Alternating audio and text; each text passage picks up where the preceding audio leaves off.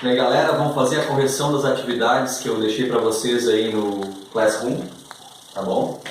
A primeira atividade de física foi teórica, então dizia o seguinte: em um ônibus há um senhor sentado na primeira poltrona e uma jovem sentada na quarta poltrona, além do motorista. Responda. Na letra A, o senhor está em movimento em relação à jovem? Justifique. Bom, se eu observar um ônibus, né? O desenho aqui é o pior possível. Então, aqui temos o motorista,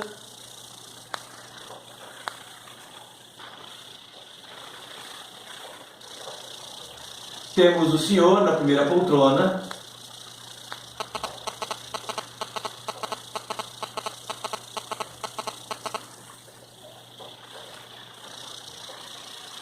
e temos a jovem, né, quarta, quinta poltrona, enfim.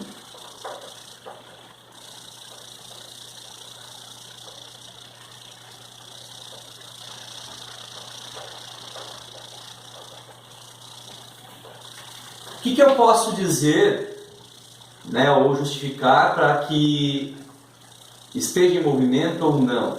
Eu tenho que observar a variação da distância entre o meu referencial e o corpo analisado. Nós estamos analisando o seguinte: o senhor é o meu referencial, é o ponto de referência, é o ponto móvel, digamos assim, é o móvel de estudo, e a jovem é o ponto referencial. A distância entre os dois varia? Claro que não, certo? Então, se não varia a distância, o senhor então está em repouso em relação à jovem. Agora, na letra B, uma pessoa que observa, né, o ônibus partindo ali, né? Então está aqui a parada de ônibus, parada, e a pessoa está aqui de pé. E observa, né, o ônibus saindo da parada e diz que o senhor e a jovem estão em movimento em relação à parada de ônibus.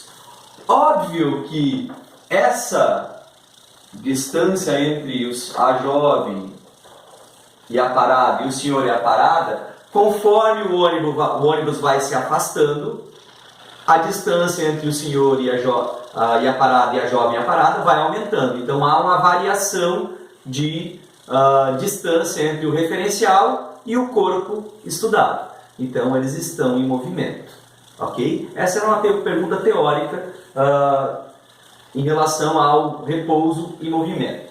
Referencial e corpo e o corpo de estudo. Agora, a partir da questão 2, nós temos cálculos.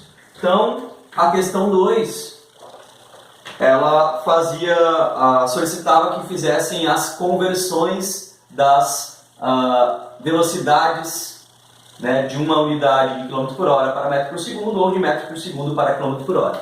Então, nós vamos começar a fazer as conversões. A primeira era 108 km por hora para metros por segundo.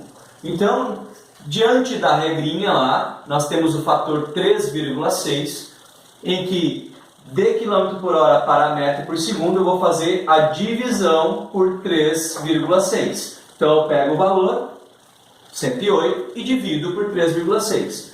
Nesse caso teremos 30. 30 o quê? Se eu estou convertendo de km por hora para metro por segundo, eu vou ter 30 metros por segundo. Tá?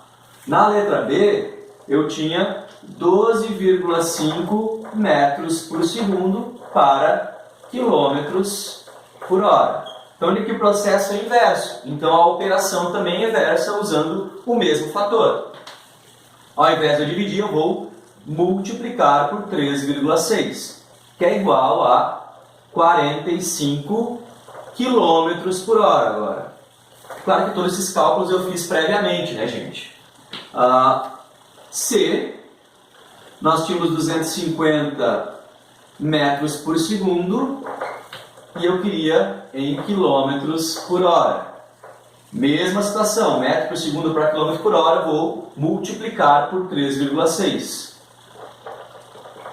que dá 900 quilômetros por hora. Vocês podem fazer tanto o cálculo manual quanto o cálculo na calculadora lá para facilitar. Eu sugiro que façam os cálculos manualmente, até para exercitar a lógica matemática, né? A parte de cálculo, de multiplicação, divisão, enfim. Facilita bastante. 220, né, na letra B, 220 km por hora para metros por segundo.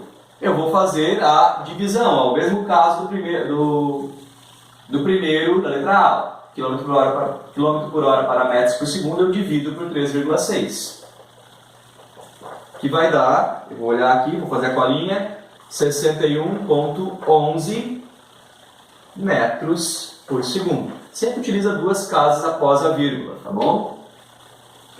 Letra E, eu tenho 90 quilômetros por hora e eu quero em metros por segundo. Faço a mesma coisa, divido por 3,6, é o mesmo caso, as unidades estão sendo semelhantes e eu vou fazer a divisão. 90 km por hora dividido por 3,6 dá 25. A unidade que eu quero é metros por segundo. Tá bom, gente? Essa é a parte das conversões das velocidades. Ok? Vou voltar já em seguida.